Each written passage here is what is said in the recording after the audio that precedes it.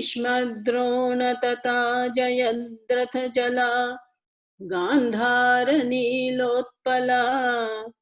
शल्यग्राहवती कृपेण वहनी कर्णेन वेलाकुला अश्वत्थामविकर्णघोरमकरा दुर्योधनावर्तिनी सुतीर्णा खलु पाण्डवैरणनदी कैवर्तकः केशवः पाराशर्यवचः सरोजममलम् गीतार्थगन्धोत्कटम् नानाख्यानककेसरं हरिकथा सम्बोधनाबोधितम् लोके सज्जनषट्पदैरहरहः पेपीयमानं मुदा भूयाद्भारतपङ्कजं कलिमलं प्रध्वंसिनः श्रेयसे मूकं करोति वाचालं पङ्गुं लङ्घयते गिरिं यत्कृपातमहं वन्दे परमानन्दमाधवम् यं ब्रह्मा वरुणेन्द्ररुद्रमरुतः स्तुन्वन्ति दिव्यैस्तवैः वेदैः साङ्गपदक्रमोपनिषदैः गायन्ति यं सामगाः ध्यानावस्थिततद्गतेन मनसा पश्यन्ति यं योगिनः यस्यान्तं न विदुः सुरासुरगणा देवाय तस्मै नमः देवाय तस्मै नमः. From the next time, before starting the Gita lessons for the next 3 Saturdays, we will chant this Gita Dhyanam. Whoever has it is good. Whoever doesn't have it, please go to the Google. You will find the many versions of Gita Dhyanam. And personally, I feel even you don't have to read so perfect. That's how I perceive it and I saw it. And so we'll do Gita Dhyanam in the beginning, but we'll conclude with the important poem called Vasudeva Sritam in honor of Bhagwan Shri Krishna, who is the Jagat Guru. These are 8 words, and this is very common. Most of you must be having it. Those who have it, repeat, or those who don't have it, they also can get this also from the Google or some other book. Gita Press, Gita does not have this one, or Gita Dhyanam. Gita Press, somehow they don't print the Gita Dhyanam. I don't know what's the reason behind it, but they don't have it. And this is called the Krishnashtakam. Vasudeva Sutam Devam Kamsachanuramardanam Devaki Paramanandam Krishnam Vande Jagadgurum Atasi Pushpasankasham Harupurashobhitam Ratnakankanakeyuram Krishnam Vande Jagadgurum Kutilalakantam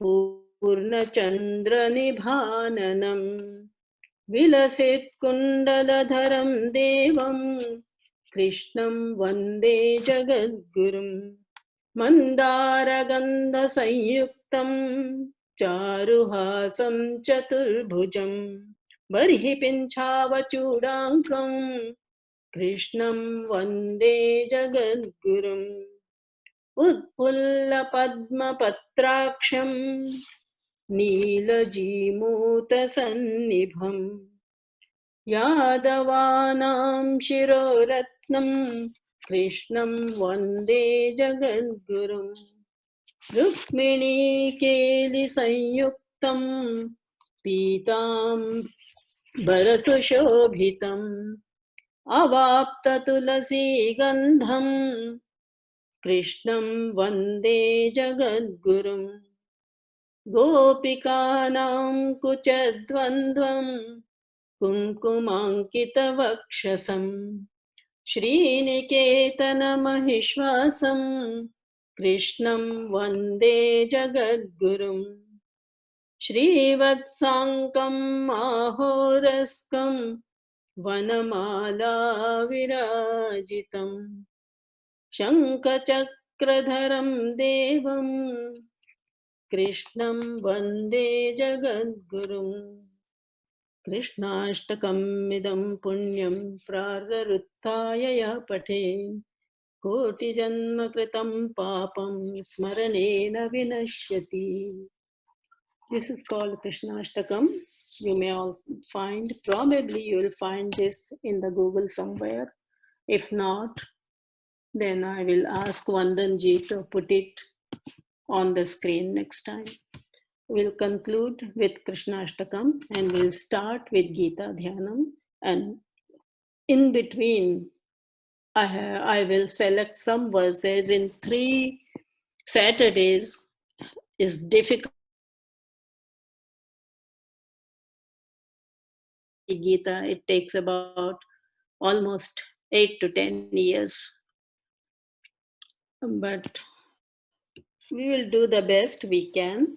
I'll try to select some important verses and let's see how it goes. And before I conclude, I just have one small thing to say. This is not in connection with Gita.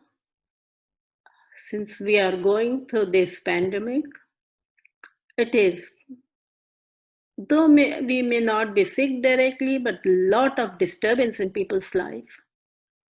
And in our Sanatan Dharma,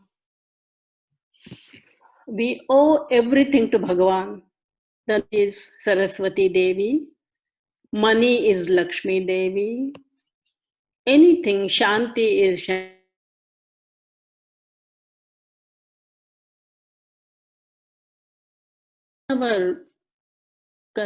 From ancient time, there is a Bhagavan called Dhanavantari.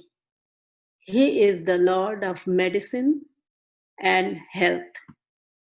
And I have been chanting this in the last 2 months. If you are all interested, we can do it about 3 or 4 times. It's nothing to do with Gita, but it's good to do. Welfare people. Anybody who knows can join. Om Namo Bhagavate Vasudevaya Navantaraye Amrita Kalashastaya Sarvamaya Vinashanaya Trailokyanataya Mahavishnave Namaha. Om Namo Bhagavate Vasudevaya Dhanavantaraye Amritakalashahastaya Maya Vinashanaya Trailokyanataya Sri Mahavishnave Namaha. This is the verse in praise of, it's not in praise, we request Dhanvantari, the Bhagwan of medicine or health, to eradicate or to help us to get out of this situation as soon as possible. This is the only thing we can do. There are, whenever a pandemic or epidemic comes in the world, there are only 2 ways to understand, either a scientific way or a spiritual way. Everybody cannot be a scientist to understand what's going. So rest of us, for us, this is the only way to pray and surrender to Bhagwan for the relief from this trouble. Thank you, and we will meet next Saturday, the same time. Namaste to everybody. Namaste.